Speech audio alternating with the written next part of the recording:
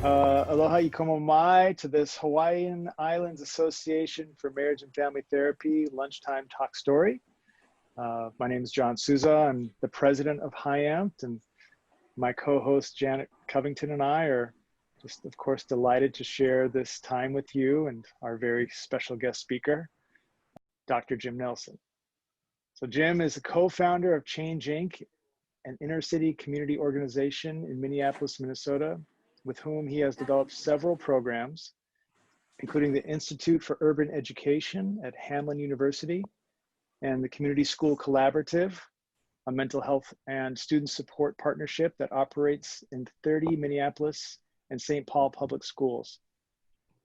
Additionally, Jim is a developer of a relational alternative to the Diagnostic and Statistical Manual, 5th edition, called the Relational Diagnostic Assessment, as well as the Relational Climate Assessment, which utilizes relational dynamics to create effective organizational cultures. Jim earned a Bachelor of Arts in Political Science and History with a secondary teacher certificate from Simpson College in Iowa. He also earned a Master of Divinity and Doctorate of Ministry from Luther Seminary and completed his PhD in Family Social Science at the University of Minnesota in the Twin Cities. Jim has held positions ranging from adjunct, assistant, and associate professor, and department head at various university graduate programs, and is a licensed marriage and family therapist in Minnesota. Jim has been a clinical member and approved supervisor of the American Association for Marriage and Family Therapy since 1977 and 1984, respectively. And in 2006, Jim was appointed by the Minnesota Supreme Court as a 9-year public member of the Minnesota Board of Law Examiners. And to top it all off, Jim is an ordained Baptist minister. But perhaps most importantly, Jim is a humanologist with a primary interest in relationships and the cultural functions of healing and teaching and building community.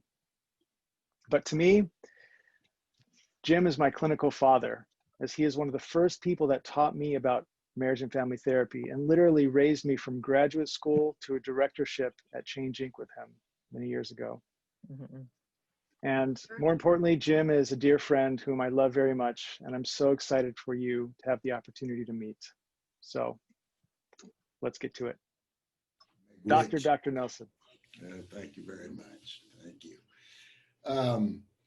Yeah, I want to start out by giving some respect to a mentor of mine, a lot of respect, a mentor of mine, Sherrod Miller, Dr. Sherrod Miller, who's a social psychologist that I had the pleasure of meeting in the early 70s. And he knew that I was working with adjudicated delinquent young people in inner city Minneapolis. And he came to visit me one day, and he brought a book that he said, I'm going to give you this book. I think you might enjoy it. And it was Mnuchin's Families of the Slums. And then he said to me, in fact, and I can't remember if it was the next day or the next week, he said, I'm going to go, and I had no idea who Mnuchin was. I mean, he could have been Joe Blow as far as I knew. He said, in fact, I'm picking up Mnuchin at the airport, and he's going to do a whole day with us, and you should come to it. And why don't you go with me to the airport to get him, and we'll go have dinner. And, you know, I said, sure, okay. And I had no idea of the enormity of the opportunity. You know, I mean, it was a stunning thing. So I go and meet him, and then went through the all-day workshop and accepted him as my Lord and Savior as in the therapy business. And then what I found out was that Sherrod had a business, and he brought in the 70s and 80s all the rock stars of our field to town. And I got to go to dinner and go to workshops with all these people for free. You know, I mean, imagine that. And there were other, in fact, this guy one time sent me to the Philadelphia Child Guidance Clinic to see if I could find new, young, raw talent.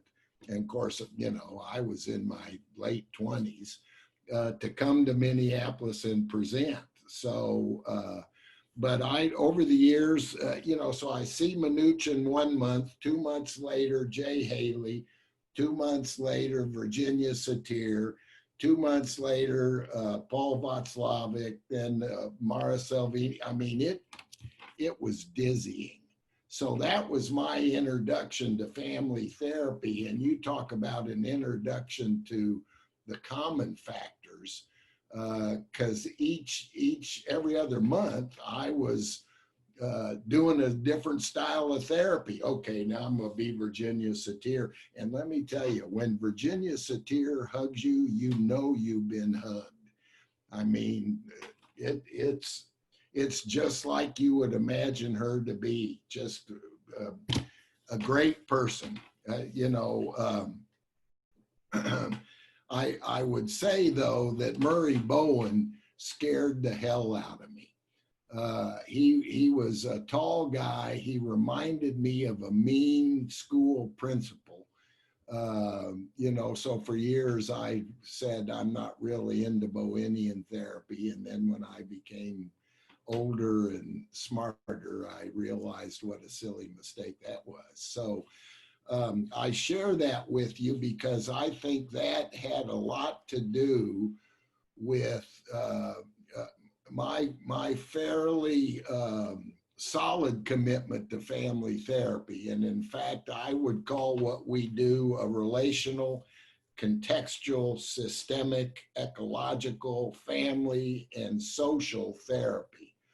And, you know, we fought for years, as many of you know, to get recognized. And in our state, I think we first got licensed in 1988.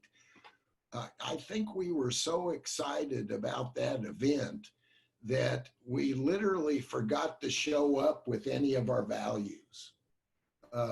Because right away there was, you know what they say about payback, because family therapy was so, and I believe appropriately, critical of both APAs, the American Psychological and the American Psychiatric Association, that we just got, I mean, we got bum rushed. And I think part of us not showing up with our values had to do with the quickness with which stuff happens. So for instance, you know, when was it, 1993, when psychology decided you had to have a doctorate to be a psychologist? Anybody remember that? Somewhere around there.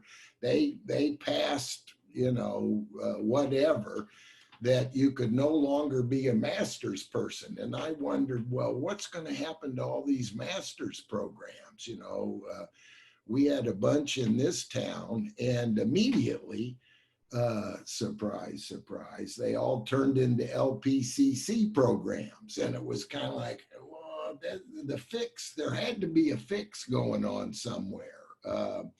So that was interesting to me.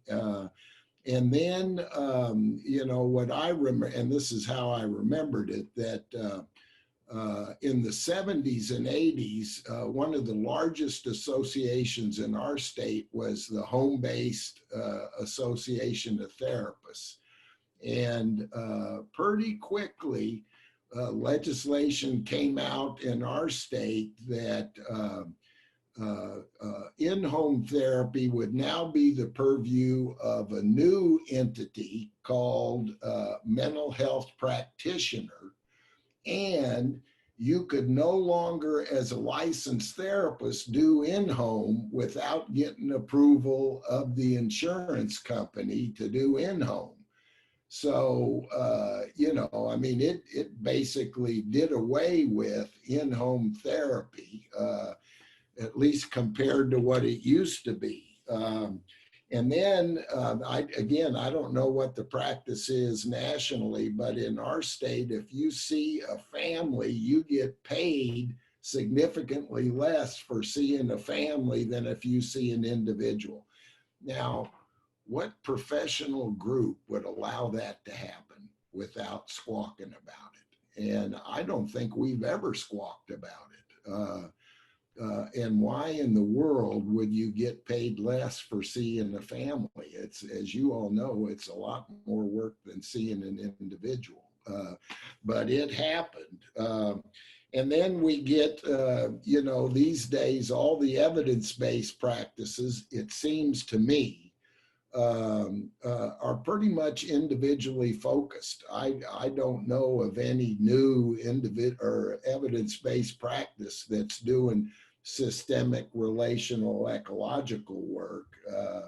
And it's all driven, you know, by the universities. So, I mean, it's amazing how things have moved to professionalism and technique. And, you know, one of the things Mnuchin told me years ago, he was doing some work with some graduate students out of Nova. And he said, and he later wrote about this in The Craft of Family Therapy, I think that's the name of the book, where he said that graduate students have no clue how to use themselves in therapy. They know the techniques, they know the theories, so they're technicians, but they don't know how to use themselves in therapy. And he was very troubled by that. But the biggest thing is to me, is the exclusive dominance of the DSM. I think it is outrageous, monolithic, and colonizing. And in fact, this is an example of the colonization. Crazy like us, the globalization of the American psyche. Crazy Like Us is a blistering and truly original work of reporting and analysis, uncovering America's role in homogenizing how the world defines wellness and healing. So, and apparently and I don't really know about this, but apparently up until World War II, there wasn't anything in Japan that was called depression. After World War II, it was rampant. You know, I think that's an example of one of the examples of what we're up against. And based on what I know, there's arguable evidence about the empirical validity of the DSM, and yet it has this position that it has, and we're quiet. I mean, as professional association, marriage and family, I never heard HIAMFT, and of course, you know, it'd probably be a scary thing to do. You'd never get Medicaid then. But I think that's unfortunate. And I've been calling the DSM the Andrew Jackson statue of mental health. And the reason I say that is because in the age of tearing down statues, this is one statue we may want to tear down. Again, I'm not suggesting that it just go away, which actually I think that'd be a good idea. But what about alternatives that come out of a relational, contextual, systemic, ecological mindset? I had occasion to meet with a pretty high up person at DHS a couple of years ago, the Department of Human Services, who was a supervisee of mine years before that. And I said, so what is DHS's appetite for considering an alternative access to mental health reimbursement other than the DSM? And she literally laughed out loud at me and said, Jim, you've always been a dreamer. there would be no incentive for DHS to do that. I mean, financially, I mean, what's the incentive? And I said, honor, ethics, you know, and she laughed again. And I said, well, what would it take? And she said, you'd have to show up with the community. Now, these days, I think it's a ripe time to consider doing that. How do we organize as states associations of marriage and family therapy to, you know, how do we collude on saying we need an alternative? Because the DSM, you know, has too much influence. And I was telling John and Janet before we started, I have yet to meet a client that when they come in and I say, so what brings you here today? And they say, well, I think I'm suffering from depression. And now I don't do this, but I did early on just to check it out. So of the 9 criteria for depression, which 5 do you meet over a 2-week period? Nobody has been able to even come close on identifying that criteria for either depression or anxiety. So what I've found clinically to be more helpful is a question to immediately reframe depression into toxic sadness or anxiety into toxic worry, and ask the question, can you tell, do you remember the last time that you weren't sad? And I'm trying to work a client to their awareness of, can you tell when you're starting to have sadness, which is a normal human process, worry, a normal human process? Can you tell when it's beginning to turn toxic? And what do you have available to you to manage that? And that's been a much more delightful way to proceed. And I think if you've got a fairly deep and wide wheelhouse of metaphors and stories and patterns to use with somebody who presents with toxic sadness or toxic worry, you can make much more progress. I mean, because you know, when, and I'm not gonna argue the reality of bipolarity, but I think that the question I have is, isn't it really nonsense to the client unless a therapist hypnotizes them into believing that's what they have? So let me pause there and say, comments about that, reactions to that? What do you find yourself thinking about those items? See, I love it when you stun the audience in the side. No, any thoughts on that? I mean, is does it make sense to you what I'm saying thus far, or does it feel like, no, man, this guy is a bad man. He's not good for our field. He'll get us all in trouble. Any thoughts? Okay. I just feel so deeply grateful, relieved, and sustained after 50 years of being in the field, to hear a leader in our field speak these words. And it just brings tears to my eyes. Oh, that's I'm very so grateful. Well, thank you. Thank you. I appreciate that.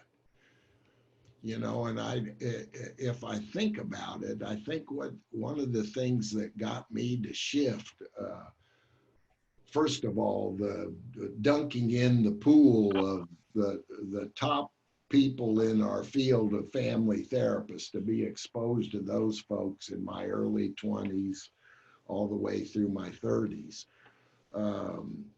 But I also had the privilege of, when I first came to Minneapolis, I was assigned to a high school that had probably, well, I think it was outside of Phoenix, had the largest Native American population of any other urban area in the United States. And I walked into the American Indian Movement's headquarters on Franklin Avenue to naively introduce myself to folks that were there. And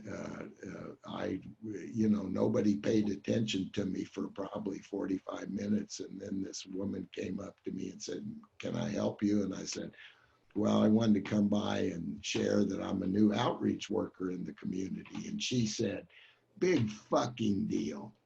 And it was, well, she was speaking my language, but, I wasn't quite used to that. And I said something else, and she said, "What'd you major in?" And I said, "History." And she said, "You didn't learn a damn thing, did you?"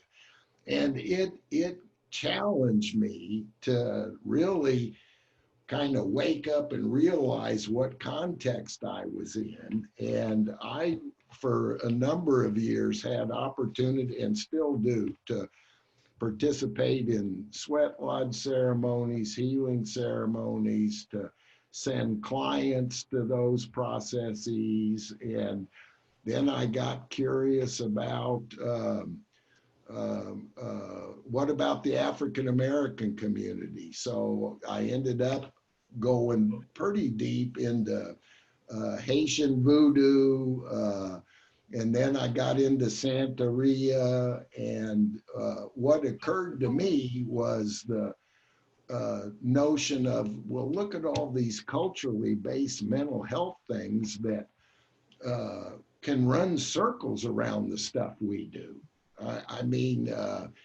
I can remember the first sweat lodge I participated in. The medicine, or the Madej man, Philip Martin, who since passed away, came up to me and he said, "Now, what we're going to do here, we're going to do a sweat from," he didn't say this, but the sweat was from sunset to sunrise. And I was there with my brother, and there were probably 15 Native people there from different tribal affiliations. And he said, "What we're going to do today is to share our appreciation for the sacred relationships that have made us who we are." And it was the first time I'd ever heard anything quite like that. Sounded very systemic to me. It's kind of like, okay, this is a good deal. And he said, so you're gonna have an opportunity to acknowledge relatives, but not just blood relatives, also friends. And then he put a curveball on me. He said, "Enemies," and I'm going, "Enemies?" So I was in this hypnotic trance, going through, okay, what about enemies? Oh yeah, no, because I had one guy that used to get us, he was a bully. He'd get you down on the playground, and then he'd try to spit on you and let the drool come down. And, it was a torturous thing, but you know how kids are. And then later, years later, he was my dentist.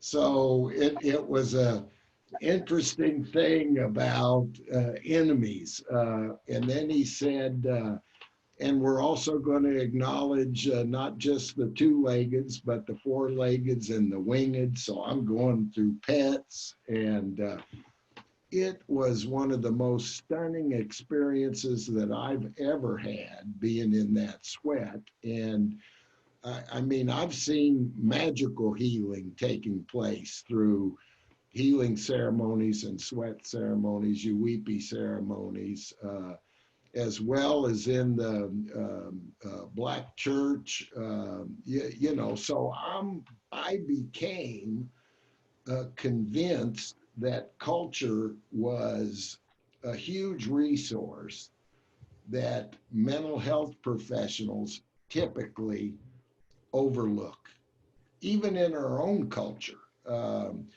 You know, I had an opportunity years ago to, well, actually, I stole a book from South High School called Ojibwa Heritage, written by a guy by the name of Basil Johnston, who is an Ojibwe man.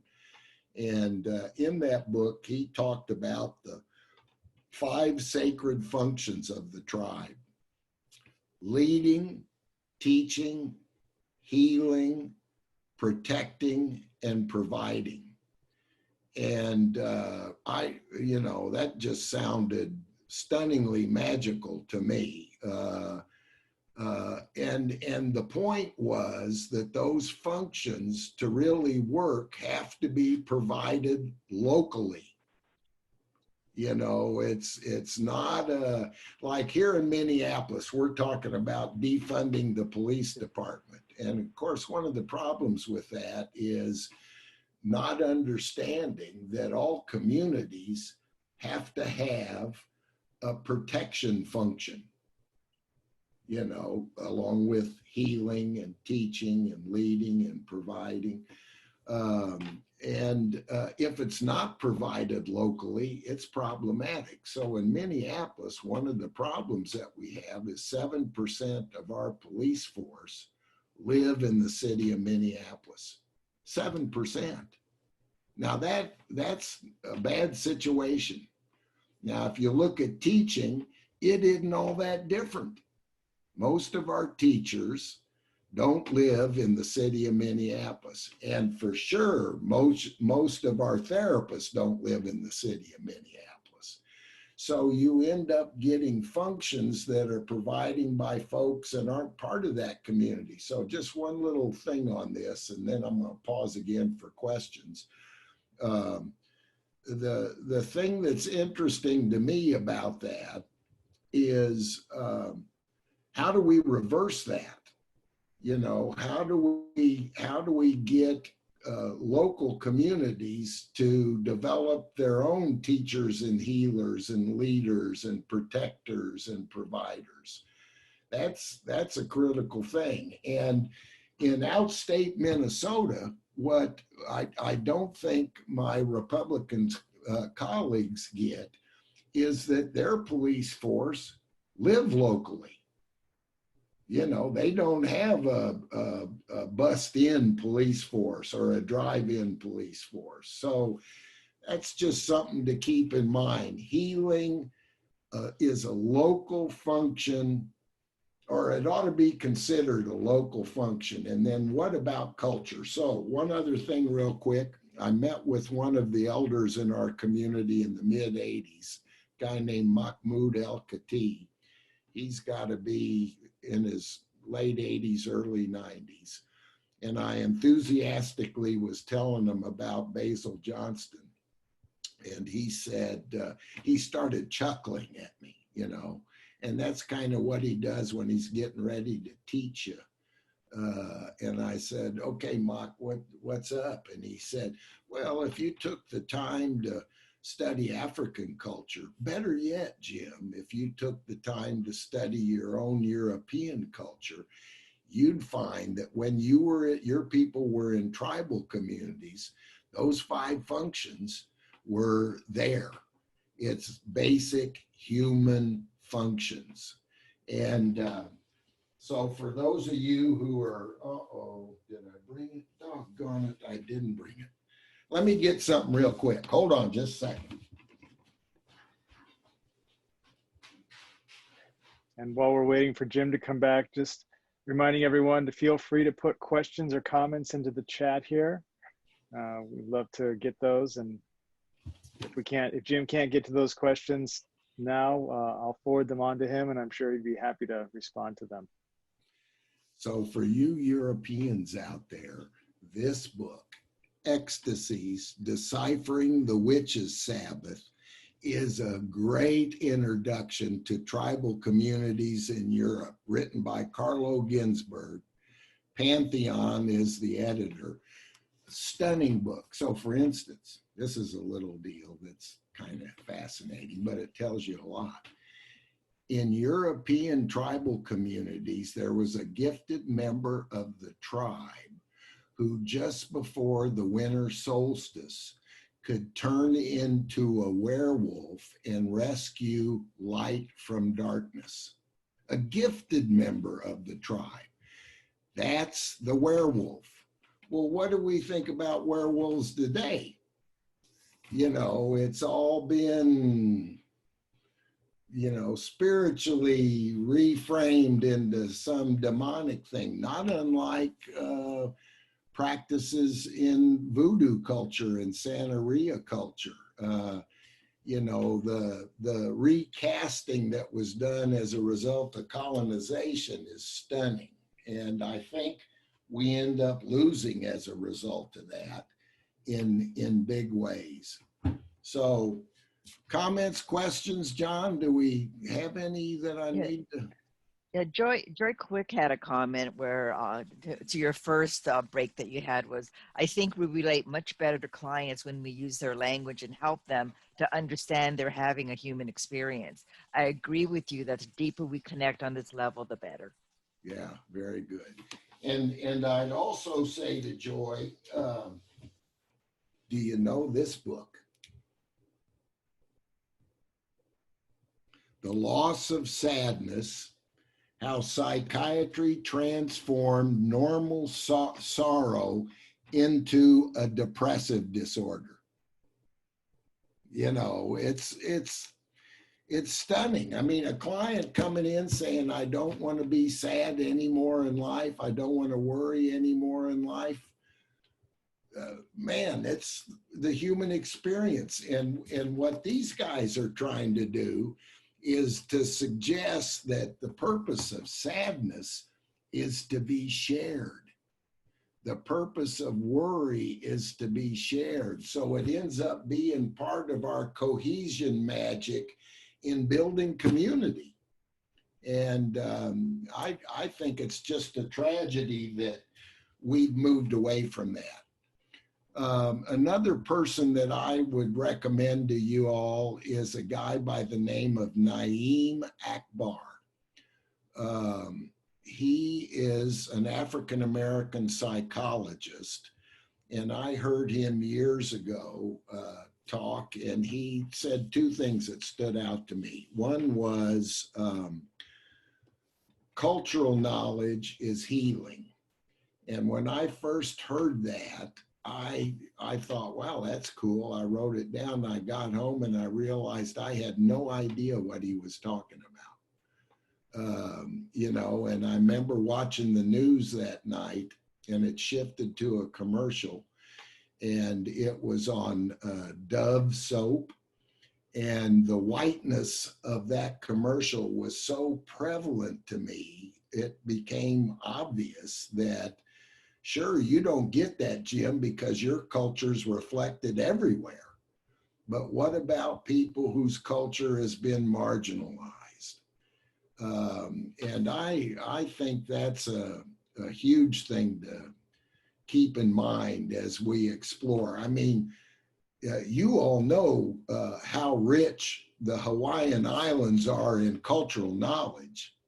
I mean, for crying out loud. So you know, what a treasure trove of mental health that's available there to be mined, to be brought forward to help our profession to heal, so that we're not just technocrats doing a version of healing.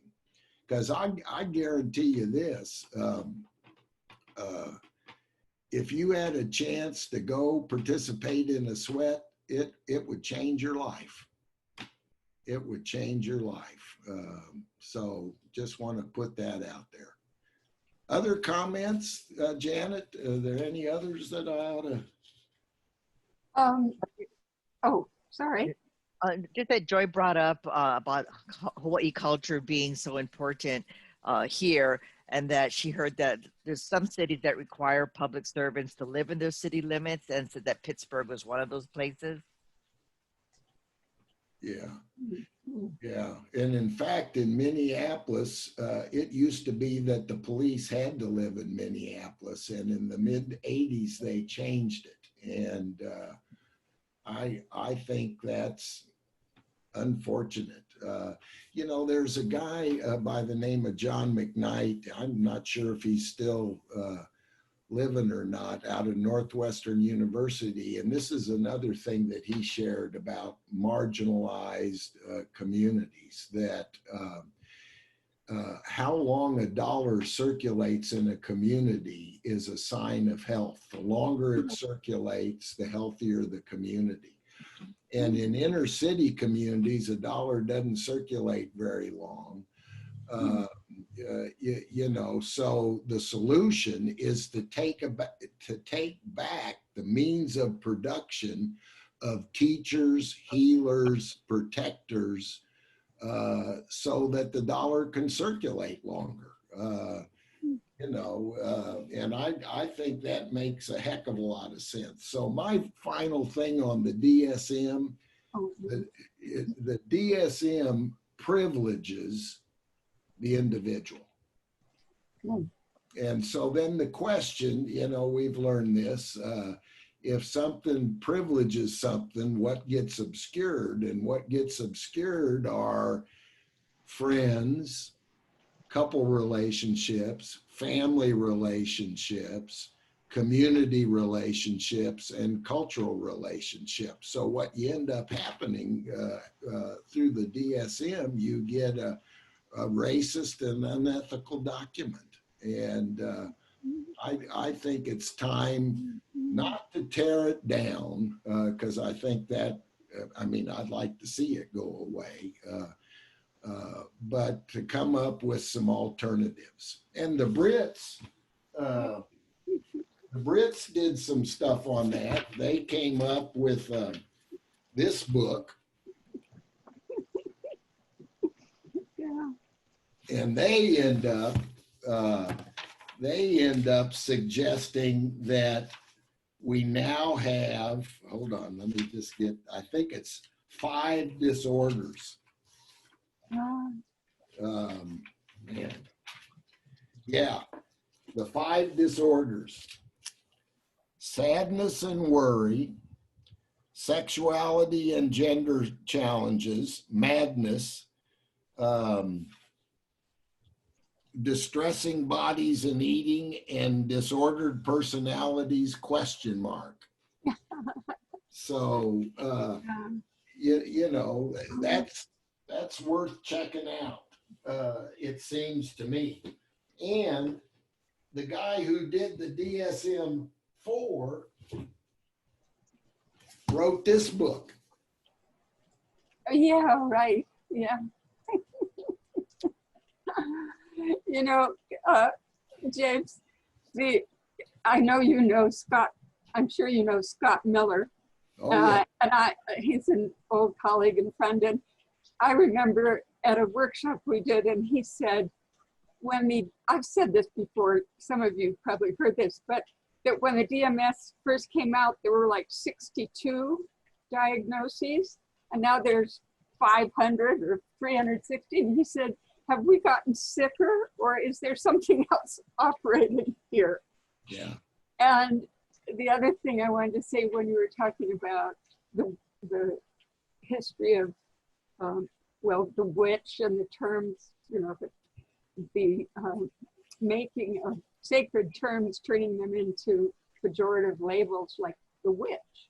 Mm-hmm. And I'd like to recommend, and I don't even know if it's still published, but in the 70s, when I was writing my doctorate, it was like, there was a book called 25,000 Years of Women's Spirituality, by a very famous feminist. And I tell you, it just takes you from the beginning of the communal family, the whole female approach to the collective and the community, and systemic, or whatever you want to call it. So if anybody could ever find that, mine's probably musty somewhere in the basement, but it just goes right back to that book you held up about which one was it? Not about witches, but the about, The loss of sadness, or no, the one before about spirituality and The purple one. ancient approaches to psychology and community. But anyway, Ecstasies, yeah. yeah. Deciphering the witch's Sabbath. Yeah. So Are you familiar with this book? no, but I just Deepa just held it up, and I just Oh yeah, love yay! this. I mean, when the DSM-5 was being reviewed, there were all sorts of critiques directed at it, and it was like on deaf ears. I mean, and they took out one of the finest instruments, I think, the Global Assessment of Relational Functioning. They took it out, and it's too bad. You know why? Who knows? You couldn't get an answer to it. So maybe what each of us can do, like Joy was saying too, is that maybe when we're looking at somebody through a diagnosis like that, we ask ourselves, what would the humane, empathic, relational term that would come into my spirit to define that, help that person define their own experience instead of the label? Yeah. It's and I think that's one of the things that I'm going to switch to here next. I see David Hesse is in the audience, and of course, show your beautiful face, David. Come on. Now he really will do it. But Jim, before you go on, there was a comment from a Christina Shimokawa regarding colonization, that she says that it's caused intergenerational trauma globally, and that it's time that we as healers decolonize the systems that harm. And she says that it may be impossible to dismantle, but your words and sharing your experiences helps her believe that we can do it. Yeah. And I would say spot on, and I think the timing is ripe. I mean, it's there may not have been any other time where we could do something about this, because what we're trying to do with the Minnesota Association is bring in the increasing number of BIPOC folks into the association to represent and bring the cultural values that they have about healing. Because they've got I remember we interviewed a candidate to be an intern with us, a Caucasian person who said that that they majored in cultural studies. And I said, well, tell us about your cultural studies. And it was all about cultures of the other. You know, so I said to them, well, what did you learn about your culture? Oh, I didn't even look at that. You know, and it's kind of like, wait a minute here. This is, you know, the culture of the exotic other, but not your own culture. It just seems strange to me. And Amanda wants to know if you could repeat the name of the distress book from the UK that you mentioned. Yeah. The name of it is, and I used to have a cover for it, Psychology, Mental Health, and Distress. And that's the interesting thing. And Deepa, I'm going to say something about you in a minute here. And I'm preparing you in case I'm wrong. I never said that, Jim. But Psychology, Mental Health, and Distress, and it's written by Crombie, Cromby, Harper, and Reavey, Reavey. But what they're talking, go ahead, Janet. Just David's response to you is, I am not worthy. He knows better than that. And he doesn't believe that either. A year ago, I think, David called me and said, you know, I'm feeling down and stuck. Now, yeah, we'll see how accurate I am about the retelling of this. And what do you do in this situation? And I said, well, what occurs to me is baseline. You know, what's my baseline for managing primarily my tendency towards toxic worry and toxic sadness, particularly these days. I mean, what a cluster of stuff. I mean, we really have no idea how this is impacting us and where it's going to go. But I think what I remember saying to him was, well, the first thing that occurs to me is some kind of mindful practice where you're focusing on your breathing and your presence, self-awareness. And then secondly, what occurs to me is who's your people? Who do you belong to? I can remember a group of Native people were smudging the counseling rooms one day, and I said, well, how come you guys are doing that? And they said, we don't want to take these stories home with us. And, you know, that there's toxicity in hearing stories, and you've got to do something with it. And we hold people, we create a space to hold people. And then the question is, who holds the holder? And who do we belong to? Because what we know is confession is really one of those universal things across numerous cultures. And then thirdly, who are you becoming? Do you have a purpose? You know, and that plays in my mind right to the oh dang, I'm not even going to be thinking here. You know, the miracle question, folks. You know, because they realize that a wish dream in the future is a lure.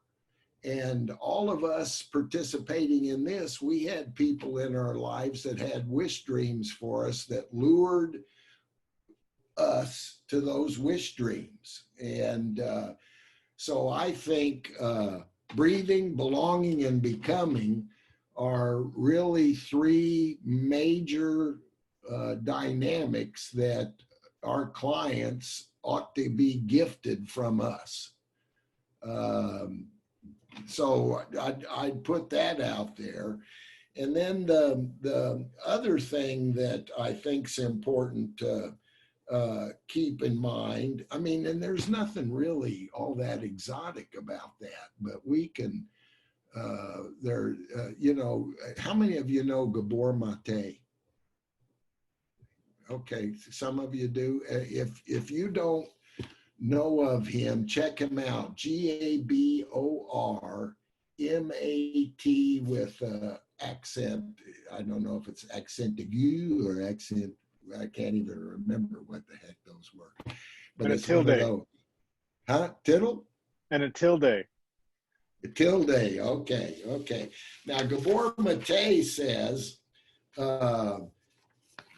and this is just ecological as hell, that one of the things we're wanting to do is to support people to be with themselves, to support people to be with others, and to support people to be with their dreams, and that we end up becoming a compassionate other.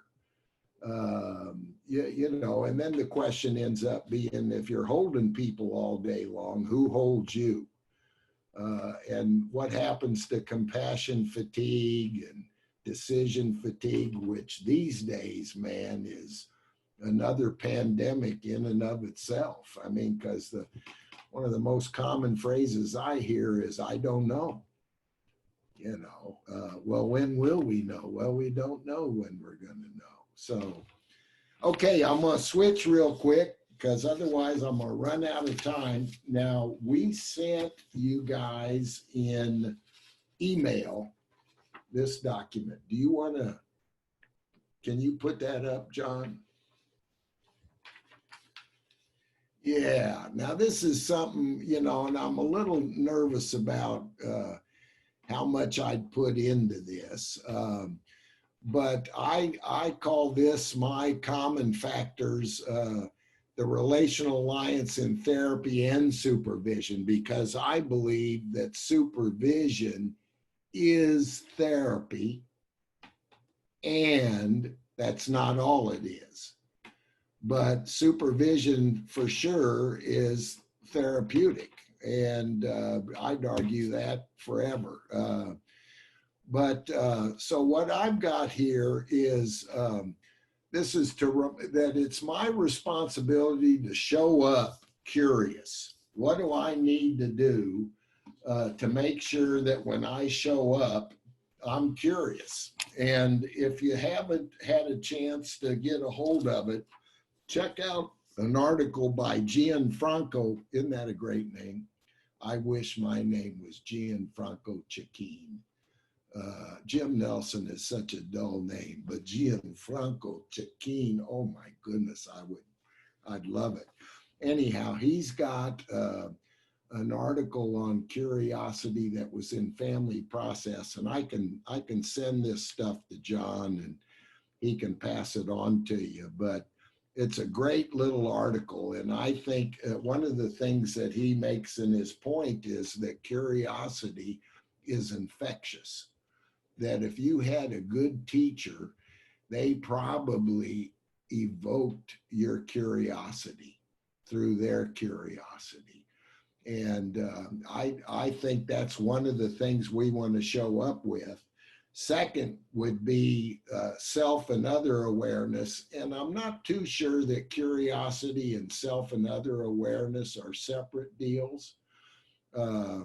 So just to keep that in mind, Deepak Chopra was asked years ago by a New York Times person, what's your definition of spirituality? And he said awareness of self and awareness of others, which I think is beautiful.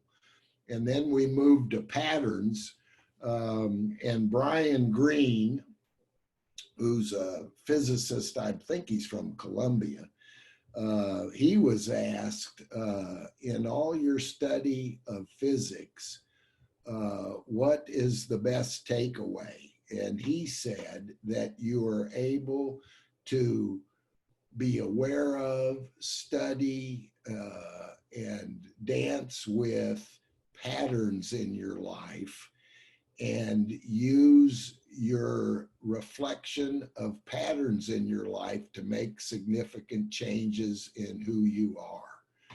And I thought that was a beautiful thing. And it harkens back to really one of the core notions of our field as systemic, relational, ecological therapists. Patterns is a very big thing to pay attention to. So when we show up with curiosity and awareness, and we use our curiosity and awareness to find out about our client, they're going to tell us a story. So for instance, if they come in and say they're depressed, and I say to them, tell me how you know you're depressed. And that immediately transfers them into a story rather than, well, my doctor told me I was.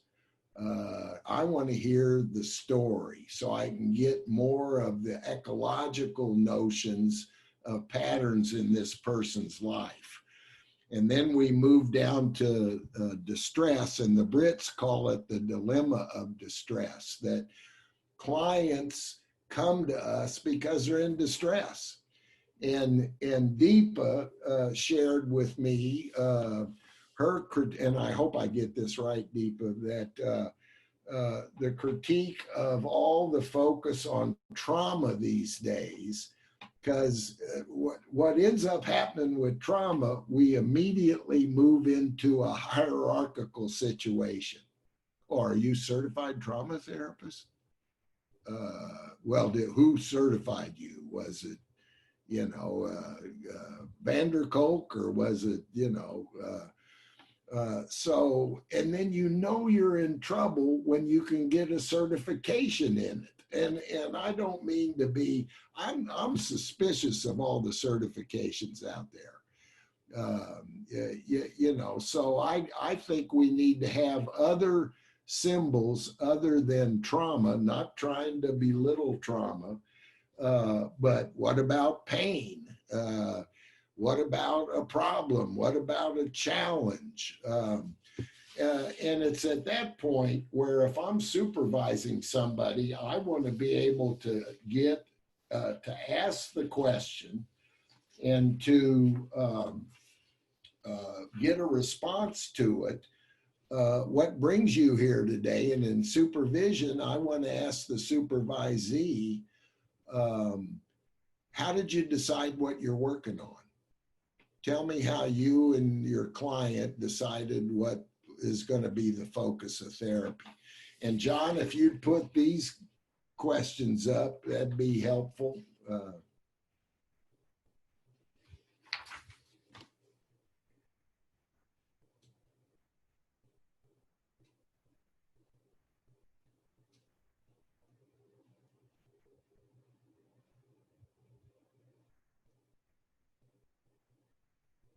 There we go. Now, hopefully you'll be able to, I'll read these to you. 6 questions, although it says question 4, but there's question 3A, and it's funky. Trust me, there's 6. So one of the things I want to do is to find out about the challenges in a person's life. And this is really from Paul Václavic, Weekland, and Fish, their work at the Brief Institute in Palo Alto, and in their book written years ago called Change. I think it's Change, Problem Formulation, and Problem Resolution. So what are the challenges in your life? And you let somebody literally exhaust that. Any more challenges, you get those down. And then when they've said, yeah, that's all the challenges, what would you say today is your number 1 challenge? And, it's likely going to change from week to week, but you want to find out today what's the number 1 challenge, thicken that up like a good narrative therapist, and then move to question 3. What have you and or others attempted to solve your number 1 challenge? Because a lot of times attempted solutions end up being part of the problem, part of the challenge. And then knowing that some solutions can be not bad, but for whatever reason it didn't work this time. Have any of these attempts been promising? Then the 5th question is, what will be the first clue to you that things are getting better? This is a precursor to the miracle question. And then finally, the miracle question. So, and I'm not claiming that this is the be all to end all in how you come up with what you're working on, but it's a helpful way we've found to train folks in answering the question, how did you decide what you're working on with a client? And I think you'll find it rich. Either way, though, when you're dealing with the dilemma of distress that they're bringing into the session, you want to get a historical sense of that dilemma, as well as what it would look like if the dilemma was no longer there. And that's, so you want a past focus and a future focus. Make sense? Okay, I see all those heads nodding. That's good. Good feedback. Good feedback. And then what we do, well, some of us do. Can you put this one up, John? So this is a little cheat sheet that some of us use. I use it exclusively as my, if I can find the dadgum thing. Oh, there it is. So just to give you an idea, this is what I end up scoring it up. So I write down what historically I'm going to work, you know, what happened in previous sessions. And then we've got the three ecologies. So the center deal is the microecology, and that is intrapersonal relationships, relationships within the individual. And I would say, you know, it's basically the fundamental tradition of psychology. Now, I know they're social psychologists, but, you know, psychology has been primarily interested in what's going on inside a person. I want to capture that. The second circle, the blue circle, would be the mesocircle or the mesoecology, and that's the interpersonal. So that's between individuals, significant others in a person's life. You know, it can be as simple as who else knows this story. Or if a kid says, yeah, I think I'm depressed. And I say, well, tell me how you know you're depressed. Well, I wake up in the morning, I feel shitty. And then what happens? Well, I go downstairs and my mom says, you look like you feel shitty.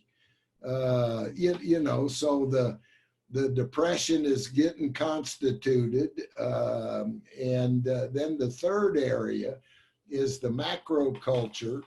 And that's kind of within and between, meaning that the intrapersonal is within the individual, the interpersonal is between individuals. And then the third area is within and between, and that's the social cultural stuff. So a diagnosis is a social cultural artifact. Somebody's age, like I'm 71, if I come in and you know I'm 71 or you know I'm an older guy, it tells you stuff developmentally, and developmental theory is a cultural artifact. Have you been diagnosed? I have been diagnosed. I was diagnosed as cluster B. Not really. I like cluster B personality disorder. Drama cluster is my favorite. I accept all those little doodads, although I don't think I fit any one of them completely. You know, so a diagnosis, if I'm male or female or transgendered, I mean, all of that stuff is the social cultural stuff. And then you got the future patterns out in the future. So this is a way that you can do your session notes. And I tell you what I found to be helpful. If I get an intern that sits in a session with me, I tell the intern at first, you can't say a word. I want you to take notes, and I'll let you know when you can talk. And man, do they come up with all sorts of detail that I could never come up with. So it's a great practice for them. And then I read through their notes, make comments on it. It's a great teaching method to have an intern just do the note taking, and then eventually when they get to a place where you're feeling like they trust you and you trust them, you can have them speak. So I've been kind of a fascist with many of my interns when I first start out. So anyhow, so I think that takes care of what I was going to talk to you about.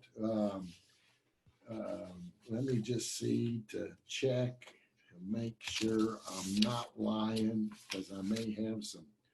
Oh, I think we all ought to learn hypnosis. You know, I think neuro-linguistic programming is a little much for me because of all the detail. But man, Milton Erickson was a genius, because ultimately it's about stories. I mean, what do human beings have if they don't have stories? And if I'm going to use the latest evidence-based practice, all that is a story, a complex story. So patterns, stories, and metaphors. And if you think I'm full of shit on this, let me share a little hypnotic induction for you. And this is out of a fine book by one heck of a saint, John O'Donohue, Bless the Space. And this is one of his most stunning blessings. And it's entitled, For Someone Awakening to the Trauma of His or Her Past. Now, let me tell you, I've gotten more mileage out of reading this blessing to a client than any other thing I've read. So check this out. For everything under the sun, there is a time. This is the season of your awkward harvesting, when pain takes you where you would rather not go. Through the white curtain of yesterdays to a place you had forgotten you knew from the inside out. And a time when that bitter tree was planted that has grown always invisibly beside you, and whose branches your awakened hands now long to disentangle from your heart. You are coming to see how your looking often darkened, when you should have felt safe enough to fall toward love. How deep down your eyes were always owned by something that faced them through a dark fester of thorns, converting whoever came into a further figure of the wrong. You could only see what touched you as already torn. Now the act of seeing begins your work of mourning, and your memory is ready to show you everything, having waited all these years for you to return and know. Only you know where the casket of pain is interred. You will have to scrape through the layers of covering, and according to your readiness, everything will open. May you be blessed with the wise and compassionate guide who can accompany you through the fear and grief until your heart has wept its way to your true self. As your tears fall over that wounded place, I tear up every time I read this dang thing. May they wash away your hurt and free your heart. May your forgiveness still the hunger of the wound, so that for the first time you can walk away from that place, reunited with your banished heart, now healed and freed, and feel the clear, free air bless your new face. So, and if you don't think that ain't hypnotic, get a copy of this book and read them. It's you know, and Milton Erickson, I mean, one of his finest books is a book called My Voice Will Go With You, where a client said, I don't think I'm going to remember all the stuff that we talked about. And Erickson said, oh, don't worry about it. My voice will go with you. You know, because sometimes we embed things we have no idea we're embedding, and they have a time release quality to them. And you've experienced that, where you go, man, I can't believe that happened to me, but it did. I remember that.